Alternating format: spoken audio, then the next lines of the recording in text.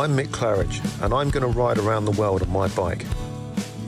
My son, he gave me advice at the start of this ride, and he looked at me and just said, "Dad, don't be a moron." Let me do my animal signal to gain their respect.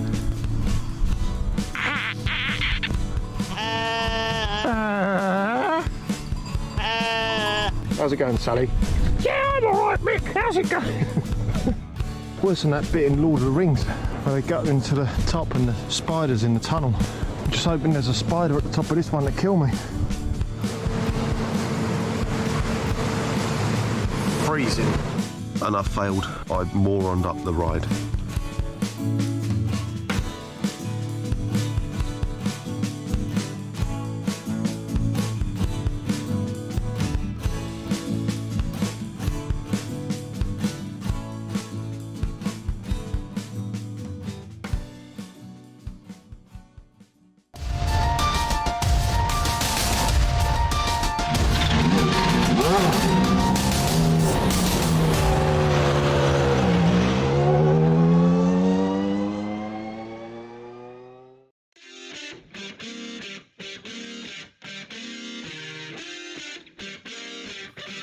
Where the seabirds cry and the rents are high on the dunes, was Donald Fagen referring to the sandy venue that is the host for today's event? Well, for the sake of this intro, let's say yes, as the Absolute Beginner League brings Formula Neagle to Zandvoort for round 5 of their 30th, count 'em, 30 seasons. Now, the previous 4 races have seen veteran ABLer David Third Degree Burns win twice, with the other 2 wins split between Marcus Beifeld and David Wade. Formula Neagle is notorious for the short lengths of their season, which means today's 5th round is indeed the penultimate round for this 30th campaign.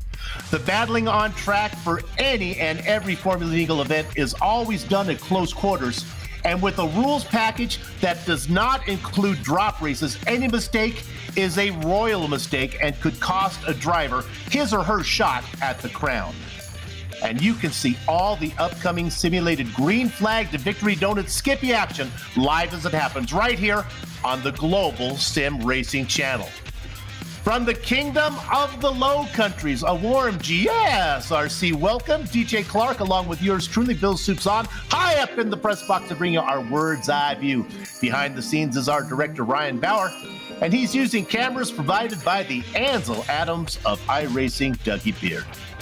Now, let me tell you, there's more to Zandvoort than the sand, seaburbs, and corner names after Dutch race drivers and sponsors. So let's take a closer look at today's racetrack.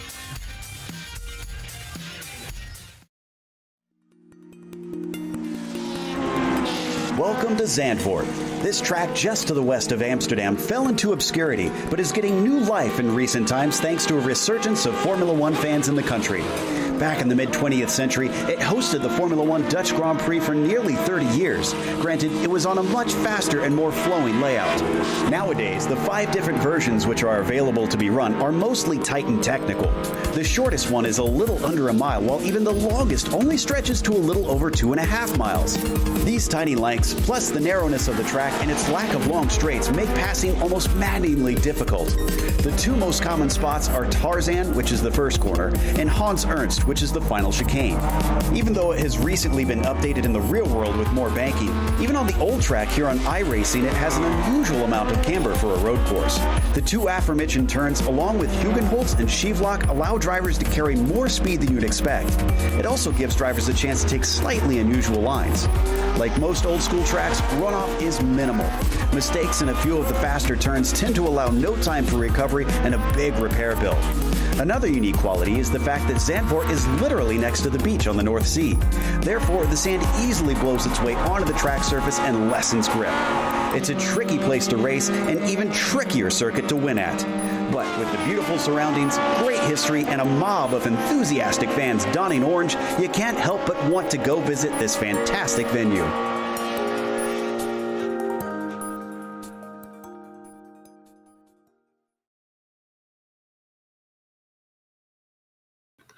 A look at Zandvoort. All right, let me take this opportunity to reintroduce my booth mate. I taught the kid everything I know about sim race broadcasting, and now it's time for the talented student to help the past his prime teacher get through the next on-air hour of action. DJ, sincerely, it is good to be back with you, and look what we're doing. We're doing an ABL event. Just like old times, Soup, it is absolutely incredible to be back with you as well, and no better place to be bringing you some racing action for the Absolute Beginners League than here at Circuit Park Zandvoort. Watch out for not a lot of good overtaking opportunities on this circuit. Really, your primary place to get a move done is going to be at Turn 1, going down into Tarzan, although we may see a little bit of aggressive action going down into Masters or into 9 and 10. From there on out, though, it's going to be a lot of follow the leader and a lot of just trying to keep the car on the black stuff in the middle of the road. Watch for some danger areas being on the exit of Kumho as well as the run really coming into Gerlach and Hugenholtz. Those two areas can really throw you off. And then don't sleep on Schlevelock, a dangerously fast right-handed corner that it is very easy to pick up a little bit of understeer and find yourself spearing off into the gravel and grass outside. Nicely done. A lot of corners here, a lot of lefts and a lot of rights. Let's go ahead and take a look at the point standings right now.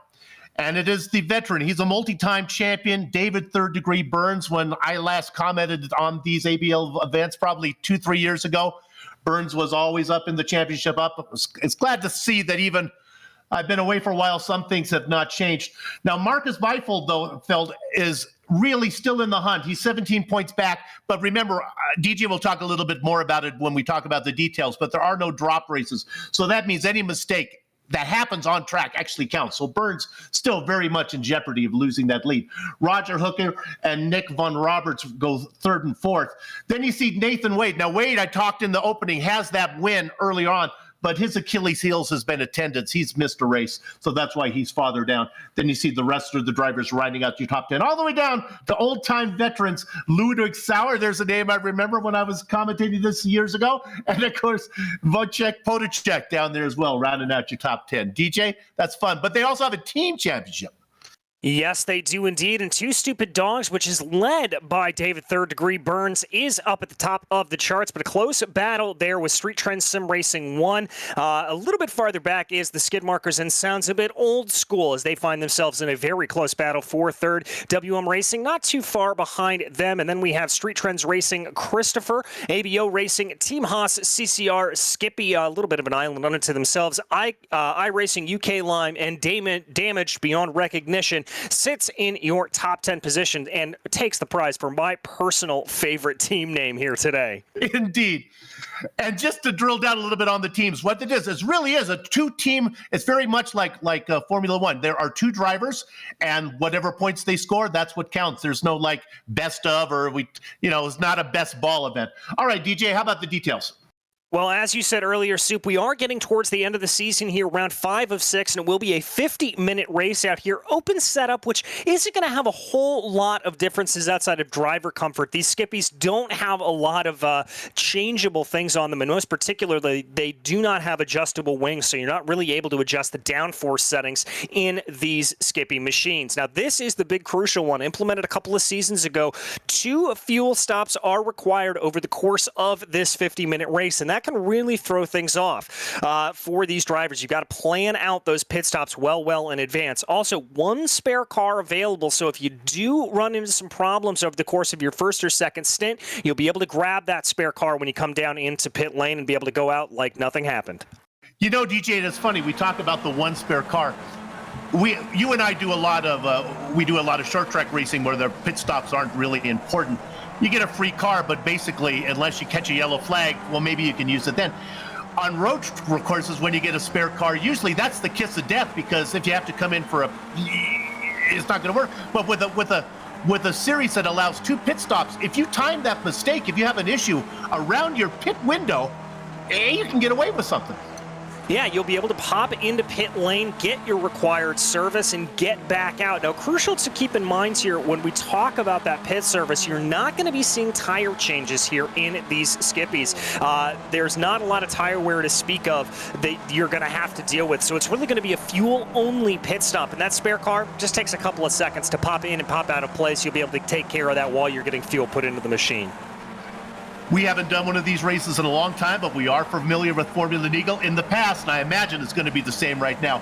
It's always been staying in the front train. You think that's going to be the case here at Zandvoort, or do you think they might be able to break it up a little bit because it's so twisty?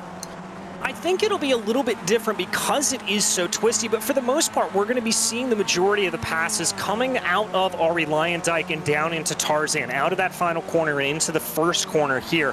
And I think for the majority of this lap, it is all going to be about follow the leader. Keep within about 0.5 of a second of that driver in front of you. If you can keep that up towards the end of the race, that is going to mean that you're going to be in the catbird seat and be able to put yourself into that position on the last lap to really be able to attack. Viewers, if you want to know when a driver is thinking about making a pit stop, watch them be aggressive on the track. Drivers always like to be first to pit entrance. They don't like to follow somebody down pit lane. So if you see a guy fighting, all of a sudden he's been in second saving fuel, and you see him working his way and it looks like he wants to be in the lead, chances are he wants to be the lead because he's thinking about coming down pit lane. It's going to be fun. Randall sitting at the top right now in qualifying. Yeah, Randall up on the top right now by a pretty healthy margin here, 0.4 of a second. And that's about our largest gap that we have all the way back down to 11th place. Outside of that, Beifeld, Brunschweiler, Hooker, Bergen, we're talking about hundreds, if not thousands of a second here for these drivers. It's a very impressive gap that Jeff Randall has been able to pull away here. I hate to keep commentating like I'm reminiscing about stuff, but DJ, it is fun to be back because what we have is a rare case of open qualifying with a full track of all the cars on track. They promote drafting. That's part of qualifying. Yeah, exactly. You want to be in these long draft trains that you actually see on your screen right now. This is Chris Wayne right now in second, who was able to move his way up into second place, courtesy of that draft train. That's not going to help improve his time, though, as he gets it a little bit wrong coming through Hugenholtz, and he'll probably have to take a tow back to the pits. But to your point, Soup, if you go out and try to qualify by yourself around here, you're going to find yourself 3 to 4, maybe even 0.5 of a second off of that fastest time. And these skippies, you really, really need that draft to be able to hold up behind another driver. So you're thinking, viewers, you're thinking, well, being in a draft, that's not really fair for qualifying, and I understand what you're saying. But when you think about it, drafting plays such an important part in these races. Why not implement it into qualifying as well? And that's what we're seeing is we got a nice, healthy field here today, 20 cars. Yeah, 20 cars out on the track, and you know, this is not exactly something that we're not used to seeing in the real world. I mean, how many times have we seen at the Italian Grand Prix drivers and teams working together, sending their 2 cars out in tandem together to get the draft? So when you have this kind of open qualifying setup here, it is not unprecedented to see these big draft trains starting to form. Yeah, if it works in the real world for Formula One, why not bring it into Formula Neagle? 30 seasons. They're very short. One thing about these short seasons, DJ, is if things go south on you early on, don't worry. New season's starting up in a couple months. Yeah, exactly, and that's certainly a change from some of the other series that we've covered through the years here, where you've got the year-long seasons, as it were, that can really, really throw you around. Good little bit of draft work there as Roger Hooker going to jump up to the top of the charts. The Scandinavian driver were able to pip Jeff Randall to the pole by about 0.2 of a second there. But yeah, the shorter seasons, it does make it a little bit more of a pressure cooker in the season, Soup. But if you've got that bad race and you think your season's going to go to naught, well, you only got about 5-6 races to wait, and then a new season starts up again as Nick Von Roberts jumps up to the top of the charts. Indeed, it's a glass half full, half empty type thing. Boy, you make a mistake, you don't have much time to recover. But if you make a mistake, you don't have much time to wait for the next season to start. So whether it's you're optimistic or pessimistic, it works out for you either way. Yeah, Benjamin Harris now sitting at the top. Yeah, looking very, very good there. He was one that was taking advantage of the draft in front of him there. It looks like he's been able to pull a nice little toe for these drivers. Only about 2.5 minutes left remaining here. The Welsh driver going to be sitting pretty, though, although I think, Soup, at this track, being up at the top of the charts, it's going to be nice bragging rights. It may get you a bonus point or two, but it's not going to be absolutely crucial. I think you need to be within about the top 5 here to be competitive and for the win. And once again, as we said before, get yourself into position for the final last couple of laps of this race. That's really what you want to be gearing towards, is being in that top 5, getting yourself into second or third potentially by the time the white flag flies. We're looking at Josh Pinky in the Brain right now, having a nice run. Let's leave Brain for a minute and put the camera on car number 125. He's our point leader, David Burns. The reason I'm talking about this, he's all by himself right now. He doesn't have a friend out there to get any drafting help from.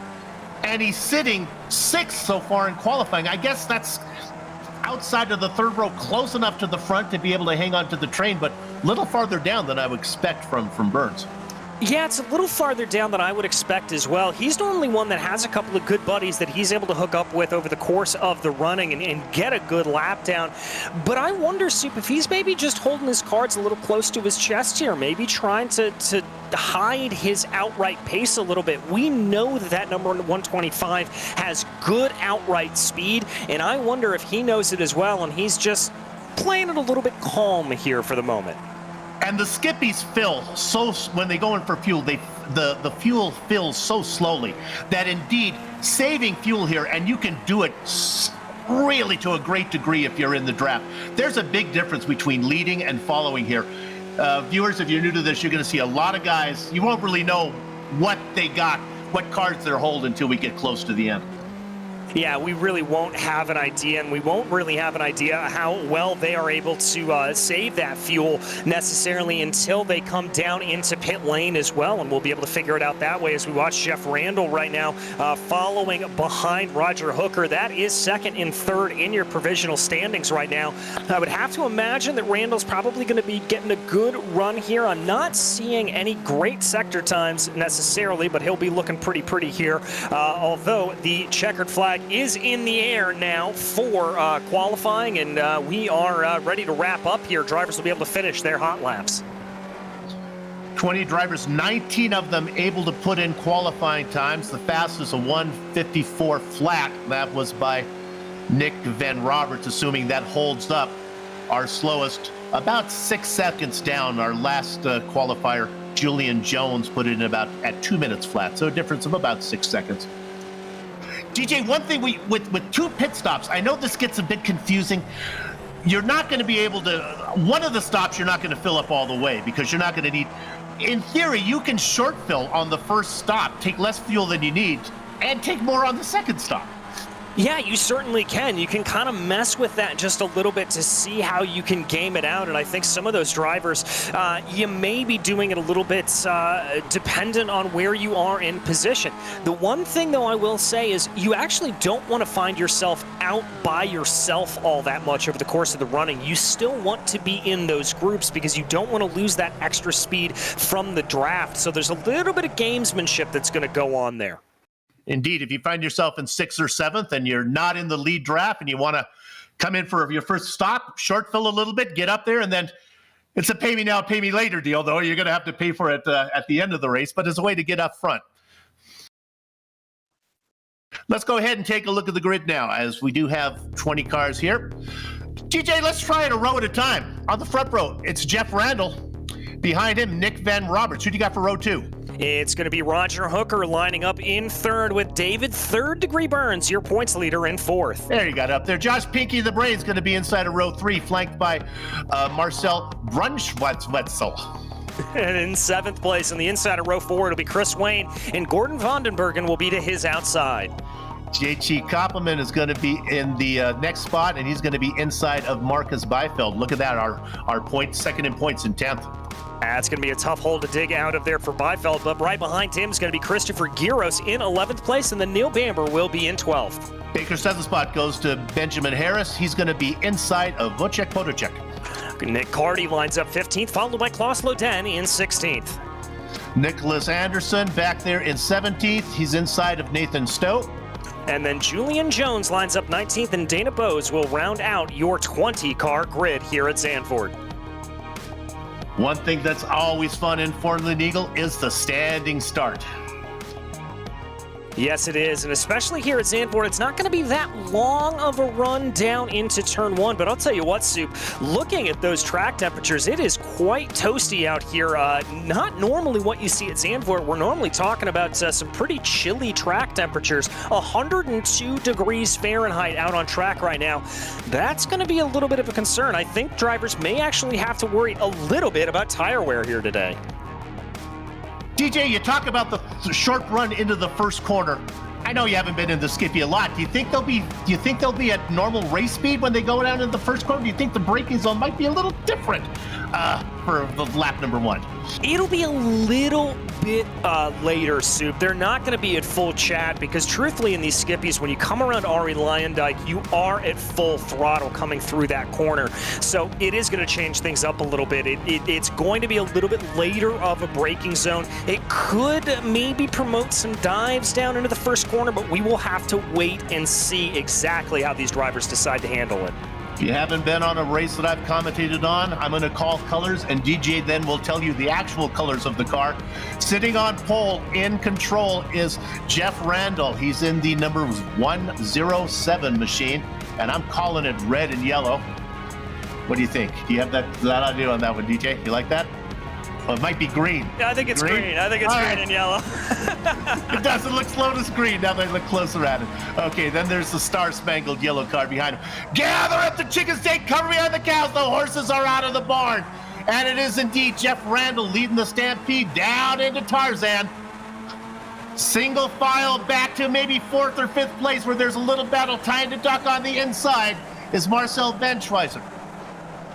Yeah, it looks like they're going to try to sort themselves out there. A little bit of 3, almost 4 wide, farther back into the field, but Randall's going to be off to a good lead here as they work their way down through the twisting corners into Hugenholtz. This obviously not the upgraded scan of the circuit, not as heavily banked, but still enough that you can carry some good speed. And it looks like we're through the first couple of corners nice and clean, Soup. 20 drivers in, 20 drivers out. That's what we like to see on an opening lap. Single file most of the way, a little battle going on back. Boy, they are side by side back for what I would say maybe 7th position now, getting out in front, closing that out. That was Potacek, closes that out in 13th, to be honest with you. Yeah, it looks like he's going to start to be in that position here at this point. Crucial thing here is the first big gap we're seeing in these cars is going to be between 7th and 8th, Chris Wayne and Gordon Bergen, about a 0.5 of a second gap that now starts to separate as they work their way through turn 9, waiting to see where that gap is going to start to form. We always talk about the breakaway here in the ABL. Where is that breakaway going to start to form exactly? Maybe the last car in the boost, Chris Wayne, sitting in 7th right now. He's got about, I'd say a 7-car length lead. But the draft is so big on these Skippies. You really have to, there's a right behind him. Going around, that is Marcus Beifeld, the second in the points. He got tagged from the rear and he did a loop. Yes, he did. J.C. Copeland, I think, also involved in that incident as well. So some problems there to both of those drivers. Beifeld's going to be able to hold on into P9 here at this point, but definitely falling down just a little bit. That is not good for any of these drivers out on course. I think Beifeld got into the back of Wayne, and then that's what sent him around. Yeah, I think you're right about that. As there, we've got a little bit of a change for the lead. Nick Vaughn Roberts able to get ahead of Jeff Randall. As we talked about, not exactly uncommon here. Look for a lot of that swapping back and forth over the course of this race. Lead train now looks like it goes 5 cars deep. Yeah, it looks like...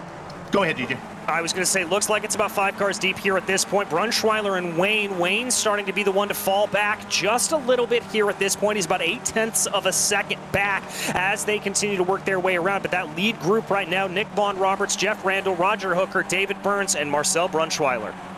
Brunschweiler really working hard to stay on the back, though. Hoping to hang in there. Let me correct myself. Yeah, Brunschweiler run it, boy. So my timing scoring got to catch up with me. In fact, there goes Brunschweiler making a move now down on the inside. Yeah, he's going to take a little bit of a look there. I think he's just trying to maybe press a little bit on David Burns, see what the driver of the 125 is going to do here at this point. But I think trying to make those moves into 9 and 10 here at this point in the race, that's just going to be costing the both of you time. I think it's much better to hold back a little bit, try to wait, get an optimal line coming down through turn 10, and really try to optimize the line coming down here into Hans Ernst, that corner that they just worked themselves through. Okay, I'm going to dip. We're going to look at the replay here of the wreck that happened. All right, so this is coming down. This is JT Koppanen here, one of the drivers that we talked about having the big spin. And it looks like, Koppanen gets into the back there of Byfeld. And that is what happened. He just judged the braking zone wrong, and that was enough to send him around. Now, Byfeld, thankfully, is going to be in position where he is going to be able to, remember, get that spare car. There it is. Oh, no, it was Byfeld behind. Oh, my goodness gracious, Soup. That was an avoidance like none other. Marcus Byfeld with the reflexes of a cat there. I did indeed. So we come back live. Now I can report that Marcel Brunschweiler has made the move around Burns. Now, that doesn't surprise me, DJ. We've done this a lot. I was looking at Marcel was being really aggressive. David Burns is not opposed to being the caboose of the lead train, just sitting back there. As long as we can stay in touch with the leader, he's fine. Yeah, I mean, how many times have we seen him just wait back in the later positions in that leading pack and waiting for his time to pounce? He is very, very much a heady driver. He really thinks about the end of the race and drives with that end of the race in mind. So as long as he's in this lead group, I don't think we're going to see too much aggression here out of the 125. He's going to be more than happy to sit back here and crucially do what he does best, Soup, and that is save fuel. And honestly, we're going to jump back now to 6th position. Let's look at this battle, because sometimes, DJ, the battle to try to get up to the leaders is more exciting than the leaders. They've all read the memo. The front 5 know that there's really no reason to be fighting. But when you get down here, this is where the action is sometimes with these guys working a little hard. We're looking at this 3-car battle. Yeah, we are. There's a little bit of a side-by-side. That's Potacek and Bamber duking it out, coming down into Hans Ernst. Looks like Potacek's going to be able to hold that out as heel comes near Bamber. Now getting a move set on him by Christopher Giros. They're going to be a little bit side-by-side coming down into Kumho. Giros decides to back off. But they've got to be a little bit careful here, Soup. If they want to hold on to the back of that lead train, the best way to do that is not be going side-by-side here through Ari Leyendijk. The best way to do it, as that was Potacek getting all kinds of squirrely. Is he going to come down into the pits? No, he's just trying to keep the car underneath him. Look at the battle going on. Bamber's in the silver car. The toothpaste in the tube right now. That is Garros. Now he's chasing the blue car of Potacek. These are all veterans. They've been around for a long time. Bamber surrenders a spot. He gives it up to Benjamin Harris. He gives it up to Benjamin Harris. Now Harris is going to be the one on the attack here, trying to be able to close into the back of Christopher Giros if he can. A little bit close there, running through Hugenholtz. They're going to come out of the corner right now and work their way on to the back straightaway. Looks like this is going to settle down for the moment, but this rear pack looking very, very feisty. As here we take a look back up at the front of the field. Marcel Brunschweiler riding in 4th place. Remember how aggressive he was with David Burns. Let's see if he's got the same aggressiveness towards Roger Hooker. I think you said something there, DJ. Out of the 5 cars up front, I think the car in 4th, Brunschweiler, is the most aggressive. That's why Burns was happy to let him go. Driver in 3rd, Roger Hooker, racing with one eye forward and one eye behind him. Man, watch out for that number 4. He's antsy to get another spot. Yeah, he certainly is a bit antsy, but the one thing he's going to have to contend with here is that Roger Hooker has his teammate, Nick Von Roberts, directly in front of him, and I guarantee you, Soup, that those two are in communication with each other, and they're holding these cars out exactly where they want to. If they want to let Brunschweiler through, if they think he's too aggressive, they'll do so, but if they want to block him up a little bit, you've got 2 cars against 1, and that's going to be relatively easy to hold back. There you see the front 5, and you can look at the distance maybe at the top of your screen. There, he can just catch the car in 6th place, trying to get in there. And that is Byfeld. Yeah, it's Marcus Byfeld a little bit farther back in the running. There you can see him just trying to hold on to the back. The gap about 2.5 seconds is here comes Brunschweiler down to the inside. And just as we expected, Roger Hooker let him go, but almost contact there with Von Roberts. Oh, maybe, I don't know if almost was the word there. Looked pretty good. A little bit of a hello there to Roberts. DJ, we do this long enough, you can just kind of get inside the helmet. Whoa, and get it really loose. Is Marcel. He saves it. Barely saves it though, and that is the crucial thing. He is, I dare say here at this point, Soup, overdriving the car a little bit. It looks a little bit twitchy. These Skippies, remember, are technically training vehicles. They are not really used in competitive racing all that much. So if you over push the limits of the car, it's going to let you know. You can't lean on them all that much. They're very much a finesse machine. And if you overdrive the car, you're not only going to put yourself into a dangerous position in terms of car control, you're actually going to lose some speed. The interval I want you to watch is the interval between Burns and Beifeld. Those are your 2 points leader. Burns sitting in 5th. Beifeld about 2 seconds, a tick under 2 seconds back in 6th position, wanting so very much to get up into that lead train. Remember now, there's a pit stop coming, and you can steal a few seconds if you want to short fill. Yeah, and that could be Marcus's way to get this done here. Remember, if he's able to short fill a little bit and gain up on that 2.5 seconds here at this point, that could be exactly what he needs to do. Now, the one good news for Marcus Beifeld is over the course of the past 3 laps, when he has been in clean air, he's been able to close up to the back of David Burns to the tune of about 0.3 of a second on average every lap. And he only needs a couple more tenths here until he's going to be able to be into draft range and truly be on the back of this leading pack. His best friend might be the driver in 3rd right now. If they have a pass for the lead, they're going to swap spots. And there we have Roberts now moving up into the front. And again, if I've seen these enough, watch out for Roberts. Might be thinking pit stop time. And look at this. Bernschweiler now going to think he gets in there as well. This is all really good news for Beifeld. The more battling going on up front, the better for him chances of catching up to that lead train. 100%. He wants to see battle after battle after battle take place up in front of him here. And indeed, the gap's already come down here by about 1/10 of a second. He was able to gain 0.6 on that last lap alone. So certainly being able to pull into the back here as we continue to focus on Brunschweiler. Brunschweiler was unable to get that move done going down through turn 2. But there you saw a little bit of a wide run from Jeff Randall. Remember, these cars handle differently when they're in dirty air. Not a lot of aerodynamics on these Skippies, but just enough to make a difference. And this is really the first time that Jeff Randall's had to deal with dirty air at this point, and that car is going to handle differently now that he's in it. We talked about the unwritten rule of the lead train trying just to behave and just put in laps till we get to the end. I'm not sure if Brunschweiler has read that rule book, as he is very aggressive. And to be honest, he was back in 5th. He's worked his way up to 3rd. He'd like to get up to the front. Why not? Yeah, I mean, to our point earlier, Soup, about coming down into pit lane, if Brunschweiler's able to make the move here and maybe get himself into 2nd, or dare I even say 1st place by the time these first pit stops fire off, that's going to be a statement of intent here from Marcel Brunschweiler. Now, the only thing that's going to have working against him is he'll probably have used more fuel to get up to the front and may have a little bit of a longer stop as a result. Let's see if Robert comes in this time. I got a hunch he's trying to put down a nice hot lap. Maybe get that first pit stop out of the way. I have no idea. I haven't done one of these races in a long time. I'm probably wrong in these things, but that's just my gut as he opens up a little bit of a gap now into 2nd place. Looked like he's trying as hard as he can, but nope. They're going to go around one more time. Yeah, they're going to stay out here one more time, and I would have thought that that would have been a good opportunity for him to come down into pit lane as well. As there, Brunschweiler going to pick off one more position. Jeff Randall not looking like he's putting up too much of a fight. Well, I say that, and Randall now looking a little bit aggressive there coming off of Tarzan. Not thinking he's going to have a look here into Hugenholtz. That's much more of a last lap kind of overtake move. But there you can see him just holding station behind and add one more to the positions for Brunschweiler is gained. I got to miss Brunschweiler's making the lead pack interesting. Usually we don't have to focus our attention up here because they're just racing around, putting in laps, getting their pit stops out of the way to get to the end. But man, he's working hard. Good for him. I want to jump back to Bamber. He's in this battle. It's been fun to watch. This has been really aggressive now. Things have settled down a little bit. He's racing currently in 12th position in a nice little 5-car pack. The leader of it is Christopher Garros. All veterans back here. Garros, well, Harris is a newcomer. Potacek, a veteran. Bamber in this mix as well. And Josh Brain.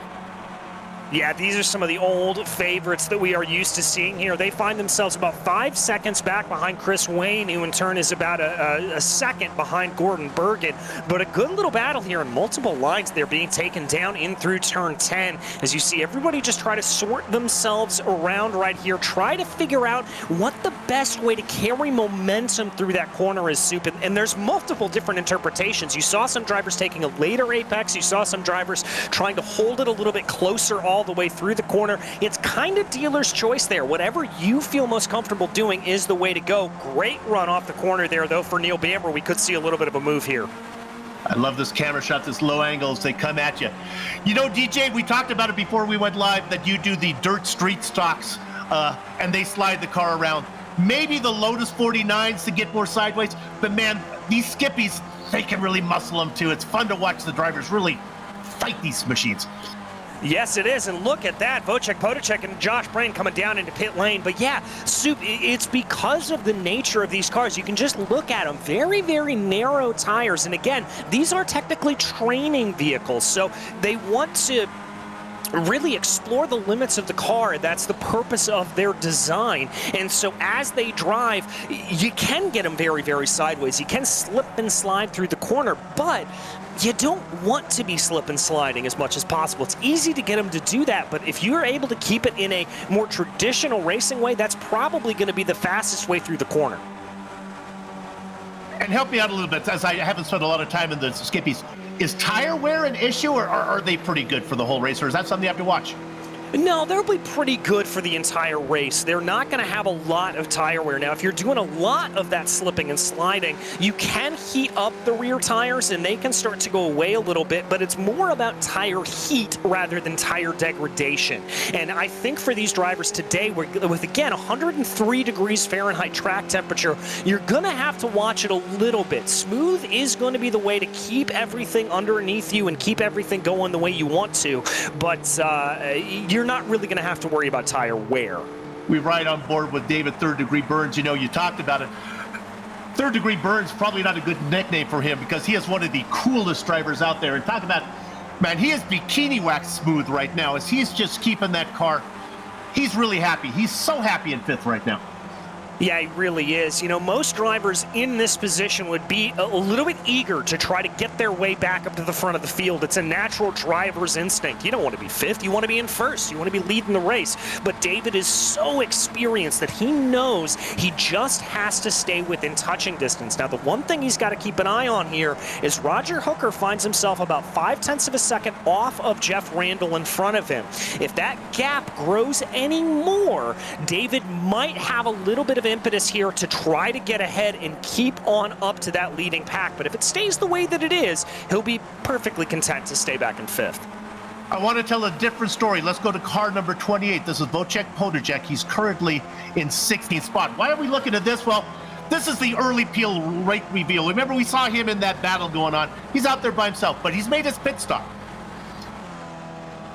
Yeah, he certainly has, and he is going to lose out here just a little bit, not only because of that lockup coming down into turn one, but because he's not going to have any buddies around him here at this point to be able to use the draft to try to keep that speed going up and around. But the one thing that he will have working in his favor is he doesn't have to check his braking up due to any drivers in front of him. He's going to be able to run the lines that he wants to do. So through the corners, he'll be quicker here, but on the straights, he may lose a little bit of speed. But we'll have to see how he plays himself out here. About a 12.8 second stop, that's what we were looking at there for Wojciech. So we'll have to see what everyone else in the rest of the field is compared to that mark when they decide to come in. We go back up front. Just to drill down a little bit on that too, he was also in a pretty hectic battle. It might have been to his benefit just to get out of the chaos and maybe settle down, run some nice peaceful laps. Nice racing up front. Here we go.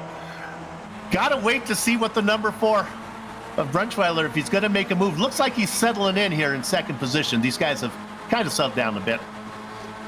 And I'll tell you one driver who said, I've had enough, and that is David Burns coming down into pit lane. Looks like Chris Wayne going to follow him in there. So again, an early peel, late reveal potentially for David Burns. We'll have to see where he comes out in regards to the rest of these top four, as I would imagine here at this point that this will be probably the last lap of fuel for the majority of these drivers. And Burns also has the advantage of having a clear pit lane to drive through. He doesn't have to worry about any nonsense going on in front of him. He can make a perfect pit stop, have a good out lap, and don't be surprised if he doesn't end up in the lead by the time of the stops come in. Yeah, exactly. He'll be able to try to maximize here as he comes in and out. He does have some clear track in front of him. And again, really in this leading group here, Nick Von Robert's going to be the only one that is able to really pick his braking markers coming down into pit lane. Brunschweiler, Randall, Hooker, they're all going to have to be compensating for the driver in front of them, and that's going to slow them down by, frankly, just fractions of a second. But when we talk about racing, that's more than enough. We expect the front four to come in this time, and also keep in mind, racing now in 5th position is Marcel Beifeld. He's trying to make his way up into that lead pack. He's up 5 positions from where he started. Yeah, up 5 positions, and he's really been the fun one to watch here at this point between Beifeld and Brunschweiler. They're both two that are very, very good here. Beifeld does have a little bit of company. Gordon Vandenbergen behind him right now. They're running in their own little 2-person train here at this point. We expect the leaders to come in this time around. It's been a nice, clean race, relatively. Just a couple incidents. There they come. 1, 2, 3, 4.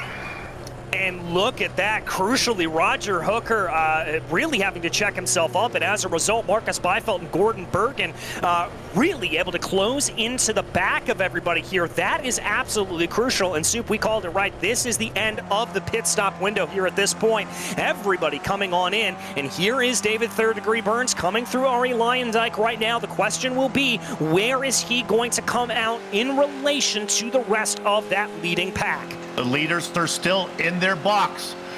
First off of pit lane, it's Roberts. There goes Burns. He's got 1, he's got 2, he's got 3, he's got 3 of them. He ends up in 2nd spot. Well, that is absolutely brilliant. Able to jump a couple of positions there, courtesy of a quicker fuel stop. 14.5 seconds there for David Third Degree Burns. That's about a second faster than Jeff Randall, who comes out directly behind him, and crucially about 2 seconds faster than the likes of Von Roberts or Brunschweiler. Brunschweiler, I think, used a little bit more fuel over the course of that first stint. Had a 17.7 second pit stop. That is a long stop compared to the rest of these drivers, and it shows out on track as he finds himself a full second behind Jeff Randall. Let's look at the number 5 car, though. We talked about him. He has managed to get in the shouting distance of the lead. And I'm talking about Marcus Beifeld. There he is, right now hounding Hooker.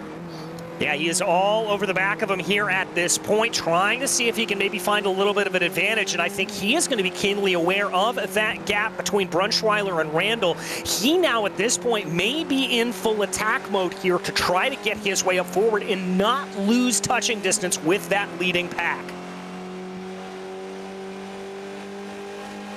And then one other driver we should mention as we ride on board here. Look at the car, the last car in line. Gordon Vandenbergen, we haven't talked much about him.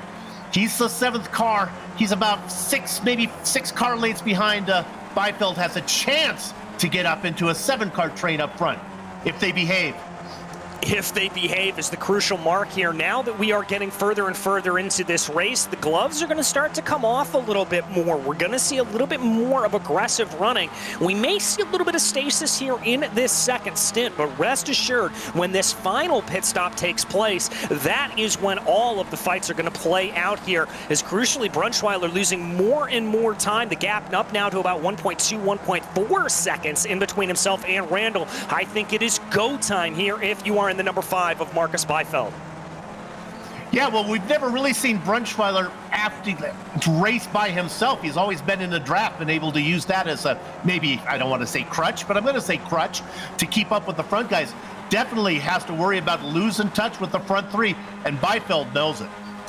Yeah, Beifeld is going to be keenly aware of that, and I wouldn't be altogether surprised here if we see Marcus trying to throw some moves here coming down through the latter half of the circuit. He got a little bit squirrely there coming through Schlievelock. You can see that car getting very, very twitchy under braking, as now he brings it down through Masters. I wouldn't be surprised if he tries to set himself up very, very aggressive there through through Masters. I would not be surprised if we see him set himself up for a move here going down into Hans Ernst. I think he knows it is go time.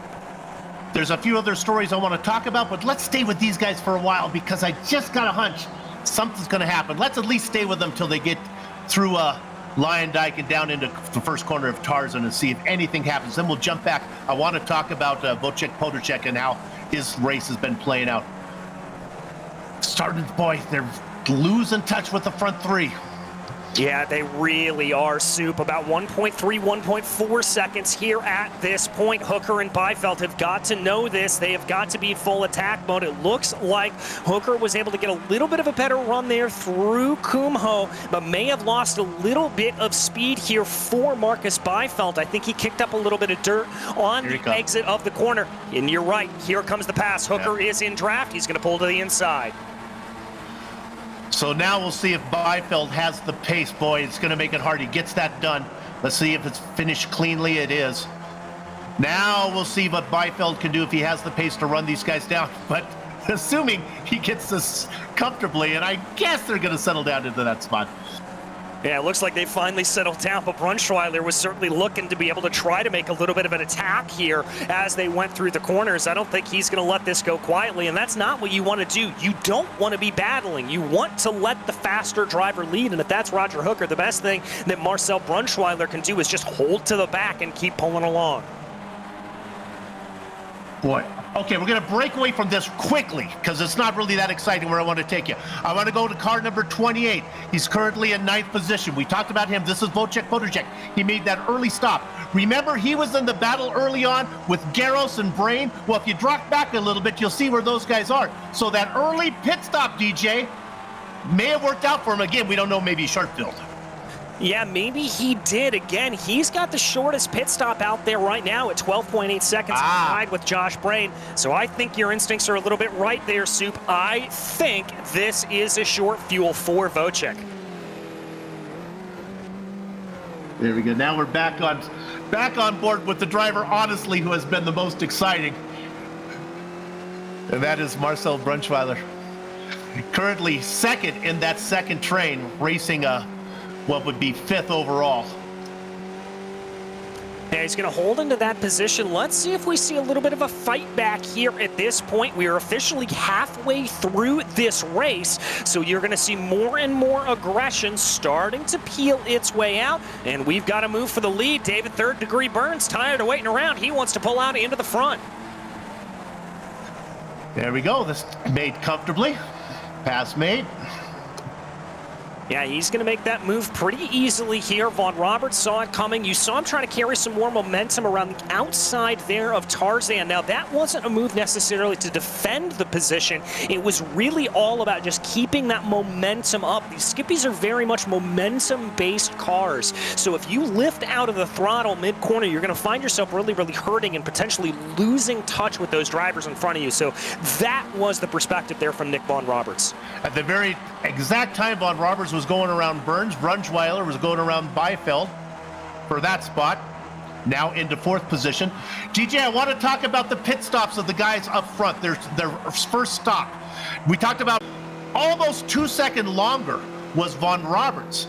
So I don't know why that would be. Maybe he was up front, used up more fuel, but it'll be fun to see what happens on the second stop. How if the shorter time early, he has to pay more later. Yeah, exactly. That's what I'm going to be curious about as well. And remember, David Burns came in a lap earlier than the other drivers. So does that mean that he is going to have to come in a lap earlier next time around as well with that shorter pit stop? Or has he really put himself into a box here? How is that going to play itself out? There's a lot of questions that we still have to answer here with not a lot of time left to go. Okay, we're just going to drill down a little bit farther on this. There's no reason Burns would have been short on fuel. because he was behind the lead pack the whole time. So he came in, he clearly had fuel left. So even if he did fill it up, as we're going to see a pass for the lead, he probably had a less empty tank to begin with. And now we got one. Is Burns going to tuck in here too?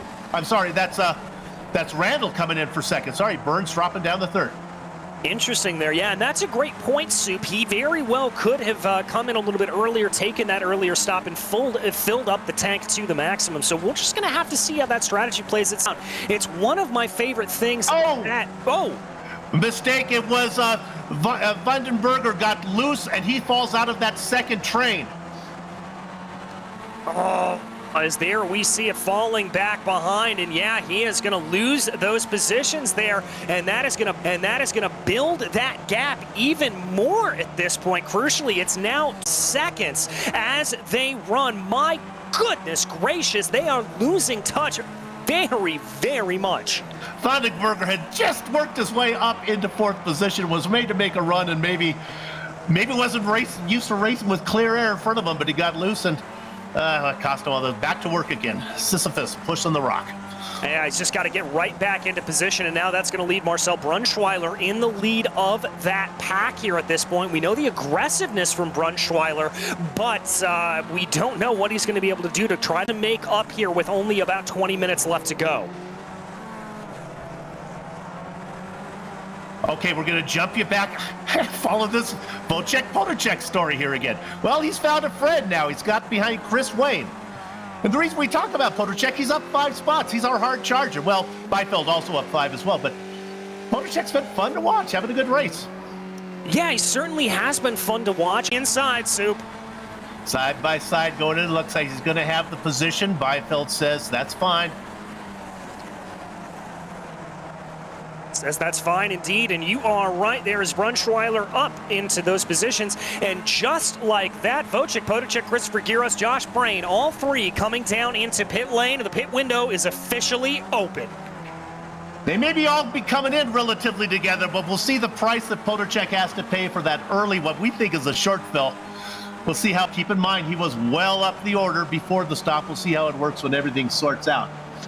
I love a 2-stop race. This is so fun because not only do we get to watch the action, we also get to do a little chess playing, DJ. Yeah, we do. We get to be scribbling down the numbers here at this point and checking to see who is going to be able to make it in as quick as possible and who's going to be able to get on out. I can tell you in terms of those pit stops, Vocek-Podacek has gotten it all wrong here. I think that's a pit lane speeding penalty as he is long in the box. The racing gods giveth and the racing gods taketh away. Yes, they do, and that is going to be taking away there for Vogt. Is going to be finally out of pit lane there after a 55-second stop. That is going to be the problem there for him. But we check back in at the front of the field here. David Burns up at the front in P3 right now behind Randall and Vaughn Roberts. I would expect these drivers to be able to go maybe a lap or two more. We'll have to see if anybody decides to peel off a little bit early. I know as a viewer it's a little frustrating when we jump you around the field so much, but that's so we can tell all the stories, and that's a story we wouldn't have missed. We would have missed if we weren't following, and our leader is in. Yes, he is. Nick Vaughn Roberts calling it early coming down. It also looks like Roger Hooker is going to join him as coming down early into pit lane, so we'll have to see how this plays itself out. Now, Vaughn Roberts was in the lead pack. Hooker was in the second pack. This is where it gets tough. If you're Hooker, it's hard to stay in your pit box when you see the guy that you need to stay with is pulling away. He is your teammate. Yeah, he certainly is. You want to try to hold?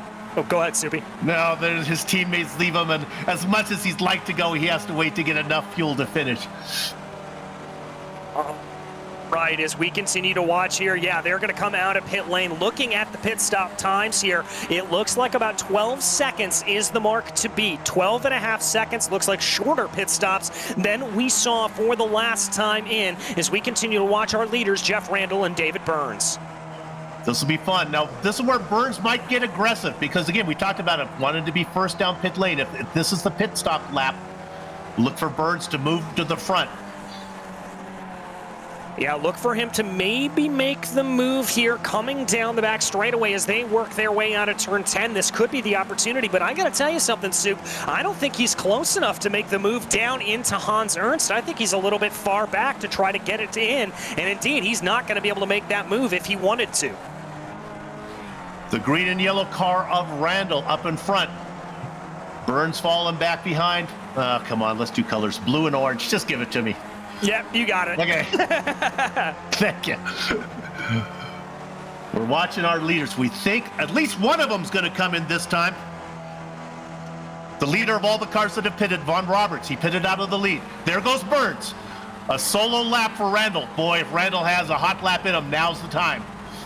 Yeah, he has got to push here, and crucially, it looks like Beifeld, Brunschweiler, and Gordon Bergen not coming down into pit lane here at this point either. So Vandenbergen not opting to come down, none of them opting to come down, and it looks like Burns is the only one that's going to pull off down into pit lane. Let's see what his his pit stop time is here. Remember, we're looking at about a 12.6 is what we think is going to be a good stop. Von Roberts just crossing the start-finish line now. Here he comes. Burns has got to get going. He does. But there goes Von Roberts is by him. Yes, he is, and it's not a small margin, 1.4 seconds. That is going to be out of effective draft range. Nick Von Roberts calling this to perfection. Burns is going to have to do it himself. Now, there's a possibility that Burns might end up with a stepping stone. If Randall comes out between them, they might be able to kind of leapfrog their way up to the leader. We'll see. Randall still needing to make that stop. He's certainly coming in this time. Yeah, he's got to be coming in this time, and you read my mind about that, Soup, that if he is able to come on in here and be in the middle of those two, that could be just what they need. But looking at that gap here at this point, 1.6 seconds, it continues to grow a little bit. They've got to be very, very careful. They could be handing this race over to Nick Von Roberts if Jeff Randall's a little bit slow in the box.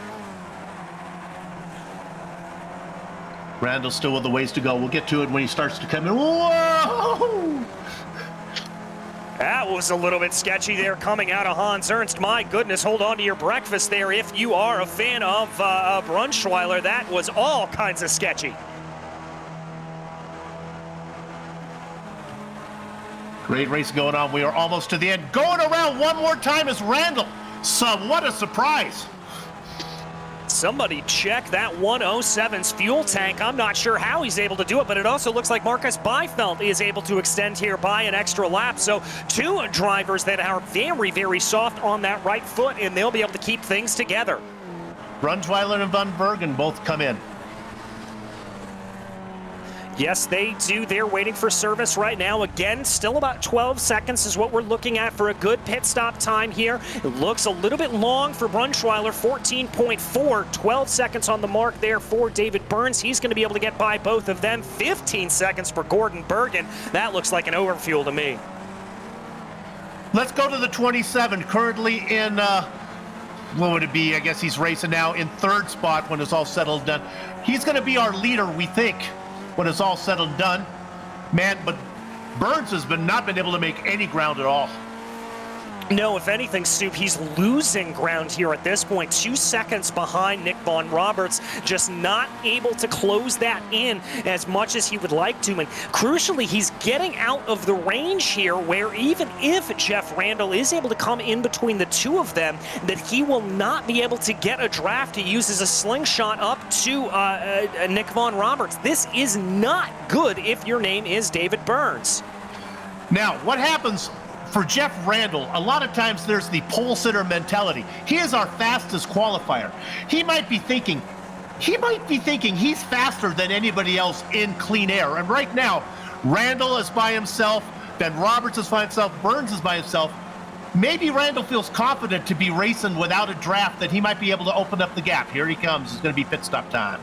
Yes, it is. As there you see the indication from Jeff Randall keeping it to the right as they come in. Marcus Beifeld also going to be coming in as well. And it looks like a lapped car behind them. I think that may be Julian Jones potentially coming down in as well. So here is Beifeld.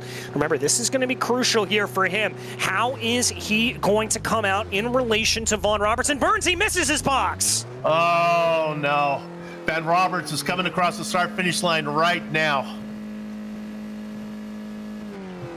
Oh, he's rolling. He's rolling. That's a quick stop. 11.5 there for him. Is he going to come out? He's past the leader. He's going to be right in the middle. Burns is going to be about 0.7 of a second behind him. So good news there for Burns. He's going to be able to leapfrog ahead, but I'm not sure how close he is. DJ, it's almost like we're watching this on replay. We put Randall right in the middle like we thought. Now, at least Randall and Burns can leapfrog their way up to the front. In theory, they should be together as a tandem. In fact, it may even be in Randall's best interest to maybe drop back a little bit and get Burns as a buddy. Yeah, it may be in their best interest to do that, but we'll have to see how it plays out. It's under 10 minutes to go, Soup, and, well, these drivers are squabbling over every position that they can at this point, and I can also understand if Jeff Randall says, I want second, I want to hold the second. David, you're not getting by me. I think Burns is there. As we look at the gap, I think Burns is in the draft now. I think 10 minutes is long enough for these guys to, if they work as a team, they're not teammates, but if they work together, swap positions maybe once or twice per lap, maybe they can close the gap. Ben Roberts looks awfully quick. Yeah, it certainly does up the front of the field. The gap about 1.9 seconds between Randall and Vaughn Roberts here. It looks like Randall may have lifted ever so slightly coming down the straightaway there, just trying to get Burns a better run to try to see if he's able to get it. Here they come down into Kumho right now. Let's see how they try to get themselves together. Looks like a little bit of a tighter run there for Burns. He's going to carry good momentum down through our line. Like he'll be able to make the pass here down the front straightaway if he wants it. He'll want to make the pass and then get cleanly into Tarzan so he doesn't lose any time. That's how they do it. Tucking right in behind is Randall. They know what to do. I think they'll be able to catch Ben Roberts. The only problem might be they may run out of time. Yeah, I think they may run out of time here. 8.5 minutes left to go here in this race. Not a lot of time left as they try to work their way ahead. Josh Brain, one of the drivers, trying to make a little bit of a move here on Chris Wayne in front of him. They're going to make that move down the main straightaway. We've been watching this, see how it plays out. These guys have been battling. Remember, Wayne was in that battle with Potacek for a while, but Potacek had that pit stop mistake that threw them back. And another position given up. Yeah, it's going to be another position loss there. Look at that run for the number 22 of Josh Brain. He's going to be able to start to slip away here, I think, as he's already got about 0.7 of a second over Benjamin Harris behind him as he continues to try to pull away here at this point, try to gain whatever he can over the rest of the field. There is the number 10 on your screen, though. That is Roger Hooker. Remember, he was involved up in the battle, up for the lead a little bit earlier in this race, but it looks like pit stops have cycled him down as he and Beifeld find themselves about 3 seconds behind Jeff Randall in third. We should talk about Beifeld. We watched him work his way. Remember, he was never really in the lead train, but now he's worked his way just outside the podium up into fourth position. It's a good run from a guy sitting second in the points. Yeah, it's not a bad run at all. And when you're in that podium contention, you need to just look at maximizing points. That's really where you want to be. You don't want to throw anything away. You don't want to throw any of those valuable points out the window. You just want to get whatever you can. And it looks like here for Beifeld, he has gotten what he can here today, a P4, about all that's going to be on the cards for him, I think. Let's put the camera on car number 64. Oh, I'm sorry, it's Nathan Stowe. You know me, DJ, I love to watch the back markers get out of the way of the lead traffic. Nathan Stowe actually takes a pit stop there, and I'm not sure he needed that pit stop. I think it was just a way of blue flagging himself. I think it may have been as well, and I'll tell you, Soup, I have been in that position many, many a time, being the driver, being overtaken, and yeah, just coming down into pit lane is the lesser of two evils and certainly lowers your heart rate a little bit. Just a few minutes remaining. Really, really clean race. Really, really exciting race. Your hard charger, Marcus Beifeld, up 6 spots. How about some love? Let's go ahead and put it on the 0-3 while we have time. Nicholas Anderson, up 5 spots. I don't know if he's racing with anybody. He's got a little bit of a battle going on. Being chased by, it's a pretty good battle as that's a Stowe coming out of the pits. Nice 3-car battle there. Also in the mix, Nick Carty, he's a veteran. And the last car in the popcorn position, Klaus Loudon. Yeah, another name that we're very familiar with here in the Absolute Beginners League as they work their way now down through Huguenots. It looks here like Nicholas Anderson doing a good job to be able to maintain that lead. Klaus Loden trying to see what he is able to get here over Nick Carty in front of him as they work their way down the backstretch. A little bit strange there, Loden's line. He deliberately took himself out of the draft to try to see if there was a little bit of a way to slow himself down. I think he didn't want to make a move down into Schlevelock and wanted to try to set himself up for the best possible run going down through Kumho and Ari Lyondike. At least that's what I think he's doing here at this point. Really not mentioning much up front. This is probably the most exciting race going on the track right now. And DJ, I've talked about it before. Sometimes it's more fun to watch the guys that don't quite have it figured out as well as the leaders do. They leave a little bit more on the track, a little more opportunity for stuff to happen. Yeah, they certainly do, especially here in the Absolute Beginners League as drivers really and truly fight this way and that farther back down in the pack. And when we get to the drivers up in the lead, it's really a wait and see for what happens for the last couple of laps here. And we are getting down into that range here, but ooh, a little bit of a look there by Klaus Loden trying to get to the inside of Nick Carty, trying to see maybe if he can force Carty off the line. This could be a little bit of a three-way fight here as they come down to the start-finish line with about 4 minutes left to go. Boy, what a great camera shot. Look at it. Now you'll see the draft. What? Don't be surprised if he ends up in the lead here, if he wants to shoot down the middle. Nah, he's not going to do it.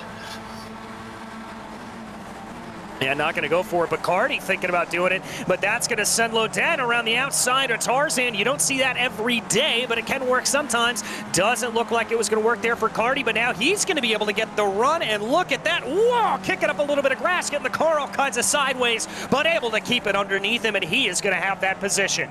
Oh, that's so fun to watch. I'm glad we got to get a little screen time for those guys. Burns is leading Randall in that second and third battle. They have been able to make no ground up on Roberts. You can see it on the tower, the gap, 2.8 seconds. Yeah, they're just sort of stuck in position here at this point as we watch Benjamin Harris right now trying to close in on Josh Brain. This is the battle for P9 right now as they come off of turn 9, headed down into Hans Ernst. Let's see what they're able to do. I've got to think here that we may see a little bit of a run from Benjamin Harris as he brings his way down through Hans Ernst right now. He's going to be in position, I think, to maybe have a good look going down the main straightaway. What we'll do for you viewers is that we'll follow the leader across the finish line when he gets the checkered flag. Then we'll drop back and try to give you the final chapter of all these battles we've been watching here. This is a good one. In the lighter colored car is Josh Brain making the move. That's Benjamin Harris. Pulling up, not going to have the momentum to get it done down into Tarzan this time. No, he's not, and I believe, if my math is correct here, Soup, and never trust a commentator's math, but I believe there's about 2 laps to go here for these drivers as they crossed over the line.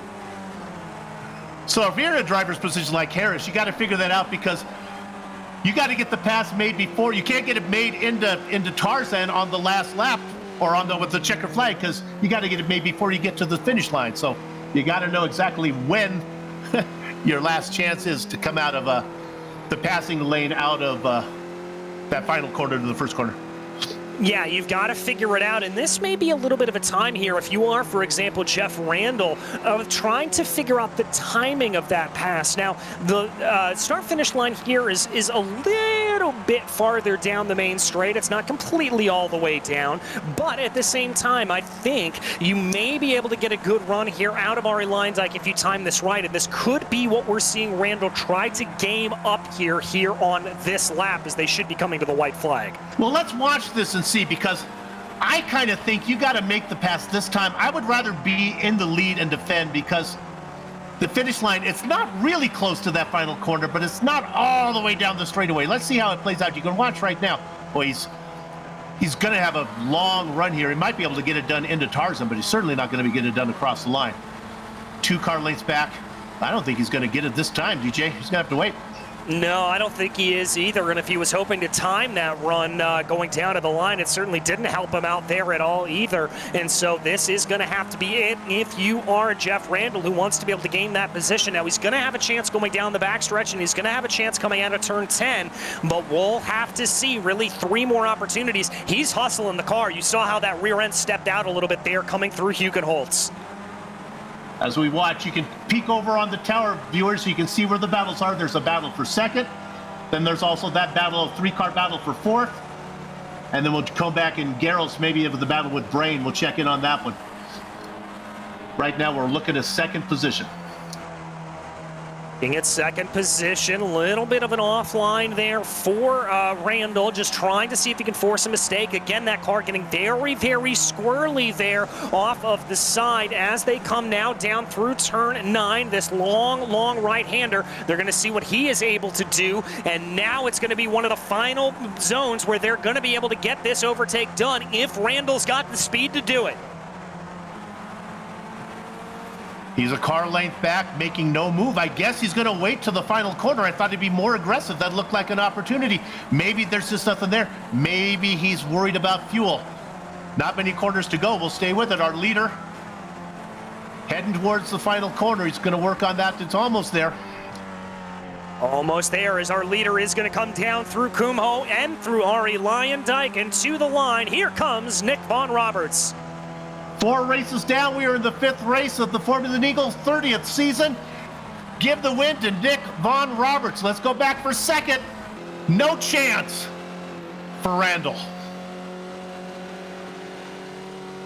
Van Felt goes ahead, gets that 4th spot. He's going to get that 4th spot. Nice little display of iRacing's damage model there. Some of the drivers have fun. We do have a little bit of a closer battle farther back in the field right now. This is Anderson leading Loden, leading Carty. Carty trying to make a little bit of a move right here down into Hans Ernst. Doesn't look like that's going to pay off for him as they come down. This may be a little bit too little too late if you are Nick Carty. Anderson looks comfortable. I don't think Carty has any chance here. He's trying Loudon, working around those final corners now. Here comes Carty. He's a half car length back. Might be able to get a run. He's got a pretty good drive here. Is there anything in there? He tucks to the inside. Maybe he's got a shot at it, DJ. Here he comes. Here he comes to the line. He's going to catch a little bit of dirt and a little bit of a squiggle there as they run down to the line. He's not going to have it. It's going to be Loden by 38 thousandths of a second. Oh, that was fun. 17 cars finish on the lead lap. 2 cars a lap down, and then JT Kopyan was not able to have a very good race. He was out early. What we're going to do right now, take a short break. We will come back. We'll run down the finish order, talk to some of the drivers before we put a lock on the gate. Don't go far.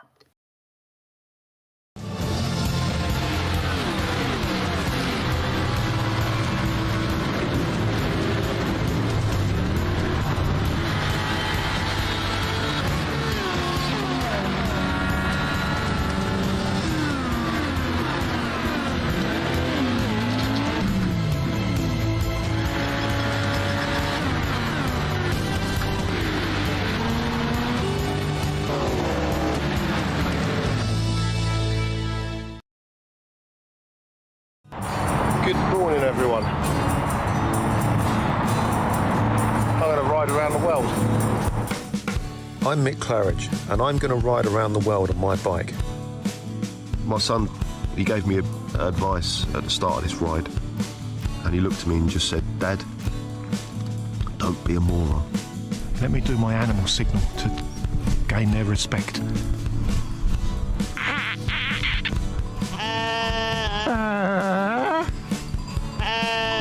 How's it going, Sally? Yeah, I'm alright, Mick. How's it going? Worse than that bit in Lord of the Rings, where they go into the top and the spiders in the tunnel. I'm just hoping there's a spider at the top of this one to kill me. Freezing. And I failed. I moroned up the ride.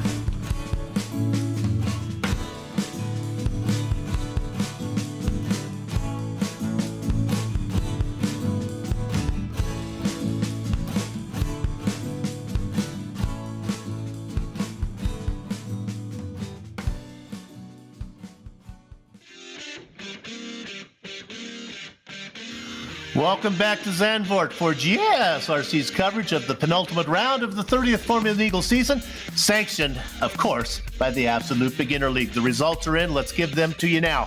He started outside of row one. He negotiated the pit stop strategy, and he picks up the first win of the season for him. We're talking about Nick Von Roberts. David Burns, two-time winner, sat behind the lead pack for most of the way. Pit stop strategy didn't quite work out for him. He'll have to settle for second. The podium goes to Jeff. The final spot on the podium goes to Jeff Roberts. We watch Marcus Beifeld work his way up from 10th position. He'll get 4th. Roger Hooker was up front for a while. He gets 5th. Behind him, probably the most exciting driver of the race, Marcel Brunschweiler. Then we get down into 7th position, Gordon von Bergen. Christopher Garros and Josh Brain go 8th and 9th. Round a notch your top 10. DJ was Benjamin Harris. In 11th place, it was Chris Wayne, followed by Nicholas Anderson and Klaas Loden, who was in a close battle with Nick Carty to the line. Then it was Dana Bose, followed by Bocek Podacek and Neil Bamber, your last driver on the lead lap. Julian Jones came home 1 lap down in 18th, followed by Nathan Stowe, and JT Kopinen had a rough day of it. They are unable to see the finish line. Looks like we have all 3 of our podium drivers, so I'm going to get a chance to talk with our race winner, Nick Von Roberts. We'll bring him in here. Nick, congratulations, first win of the season. Thank you. Pretty close battling early on, and then that final pit stop, you're all by yourself, cruised home. Yeah, it was pretty close all the way. I'm not sure how I got that little extra bit at the end. I must have just got a good lap when others may have slowed. I'm not sure, but enough of a gap then to keep it that way. Yeah, that's fine. It worked out quite well in the end. So DJ and I are my co-commentator. We're talking about the strategy of racing up front. Usually the lead pack in these Formula Neagle events are pretty behaved early on, and then the action starts later on. Really wasn't the case this time. There was some fighting going on early. Yeah, normally, because of obviously the stops, there's a lot of fuel saving goes on, say, in the first 2 stints, just to get, eke out that extra lap. But it didn't really make much of a difference on this track. So I think there's a little bit of fighting, but not too much in the way that we'd, let people bridge the gap to the draft. So it was a little bit more racy, this one, yeah. Now, it was a 5-car battle. I'm just curious. I am assuming you drove it till it was dry for the first stop. Do you pay attention when somebody like David Burns pulled off a couple laps early? Are you aware of that, or are you just so focused on what you're doing that you really don't see what the other guys are doing that are racing with you? No, I was aware he pitted early. Obviously, he wasn't out of fuel, I wouldn't have thought, because he was sort of behind the pack. So I thought maybe he's got a different strategy on the go. My last stop, I stopped probably 3 laps early just to see if I could get out of drafting people and drafting the other guys, and then maybe bridge that gap, which possibly worked. I'm not sure exactly. Yeah, we were also talking maybe as second fastest qualifier, maybe you felt it's your advantage not to be in a train. If everyone's in clear air, maybe you have the advantage, eh? Yeah, I think may have had a little bit more pace. Yeah, a couple of tenths here and there, which might have made the difference, I think. I think Jeff had a good quali lap, and the race, I think I had maybe a tenth or 2 a lap. Man, it was great talking to you. I'm glad to get this interview. We hope to see you on the final race next season, next round, and then next season. Congratulations on the win, man. Great. Thanks, guys. Thanks for streaming as well. Appreciate that. Yeah. Nick Van Roberts, first-time winner this season here in Formula Neagle. DJ, who you got? I've got our second place finisher, David, 3rd degree Burns. And David, it looked like you were up to some of your usual shenanigans there, trying to save a little bit of fuel going off cycle on the pits, just not quite able to close in on Nick. Am I that obvious?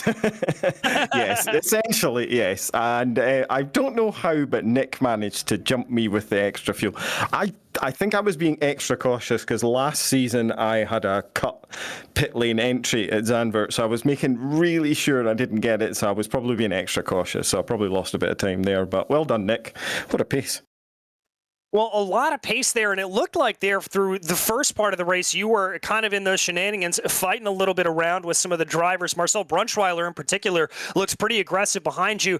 Do you have any sort of strategies when you've got a driver that looks to be trying to push their way forward on how you sort of handle that? It really depends on the entire train. If the train had have been nose to tail all the way back, I would have put up more of a fight. But I could see there was enough of a gap behind us that it didn't really matter. So I thought, no, if you want to go forward, crack on. As long as there's 1.5 to 2 seconds behind me, I'll not put up too much of a fight. It's if that gap gets smaller, I'll start to try and shuffle a bit forward. All right, well, that answers that. Well, my friend, next time we head to a track where I think the draft is going to be a little less important in the form of Long Beach, a street circuit in the Skippies. How do you think that's going to go? I just have to keep it out the wall, and I might have another season because I think I've worked out the points. I think Marcus is about 6 points behind me, so I just need to finish. Well, good luck to it, David. But as for today, a second place adding to your many, many tallies here. Who makes this possible for you? My fellow admins, everyone that joins, and you guys for putting on the broadcast. And by the way, nice to see you back, Soup. Thank you, David. I'm glad I'm sorry I didn't get to interview you, but man, thanks a lot. Congratulations on second, man. Cheers, guys. Cheers. That was David Burns, your second place driver in Soup. I believe you've been able to catch up with P3, Jeff Randall. Jeff, it didn't work out for you. You ran long. You were out there, ran 2 laps by yourself. Did you think you were going to get in the lead when the final pit stops were done?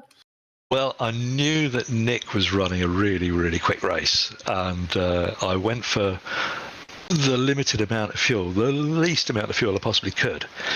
But I think I underfueled by probably about 2 teaspoons. And I was so pleased that David was there because I managed to tuck in behind his wing, and he sort of dragged me all the way around. So I actually managed to finish. So I was more pleased that I finished than anything. Well, that's funny. As the second stops were done, Roberts came out and Burns was well behind him. And DJ, my partner, we were saying, this might work out if Randall comes out in like the stepping stone between Roberts and Burns. Maybe Randall and Roberts can work their way up to the leader. It just didn't work out. You didn't have enough fuel to race? Yeah, basically, I didn't have enough fuel to push as hard as I wanted to. As soon as I came out, I thought, oh, hang on, we've got about 6 laps left, and my fuel says I've got 5.8 laps. And I'm thinking, oh no, I've been there before a few too many times with this. So I've gone a bit old school and analog with it, and used my own brain as opposed to using any of these kind of fancy calculations. But yeah, I think I'm going to have to find something that works more reliably. Well, thanks for putting on a good show. Who you want to thank? Hey, all you guys, and congratulations to Nick and David for a really, really good race. Great strategy. And obviously to everyone who arranges it, and you guys for putting on a great show. Thank you. All right, we'll see you down the road, and we'll see you next season, hopefully, okay? You betcha. All right, our third place finisher, Jeff Randall. Well, that'll just about do it for us. But wait, don't leave yet, because we have people we want to thank. But first of all, I got to thank DJ, Zach, and Dougie. Stay with me, viewers. There's some important stuff coming up. Make sure you check out our social media website. And, Christmas shopping season is upon us. So if you need something for the person who has everything, visit the GSRC merchandise store. Links are in the description below. And don't forget to subscribe to our YouTube channel as well, so you don't miss a moment here on GSRC. The next race, well, it's in my hometown where I grew up. A bicycle ride away from the Long Beach Grand Prix is me. Long Beach, December 4th, 2 p.m. Eastern. And make sure that you check out our other broadcast lists below. But wait a minute. We got more to give you this today, so don't go far, because in a few hours, today, Sunday, Texas Combined, I don't even know what Texas Combined Rice for Tech is. I'm going to check in on that. It's the Sunday Drivers' Cup, 4:50 p.m. Eastern. Check that out just to see what the heck Texas Combined is. All right, with that said, it's time for us to put a lock on the gate. So until next time, have fun storming the castle, and remember, race clean, race hard, and we'll see you on the track.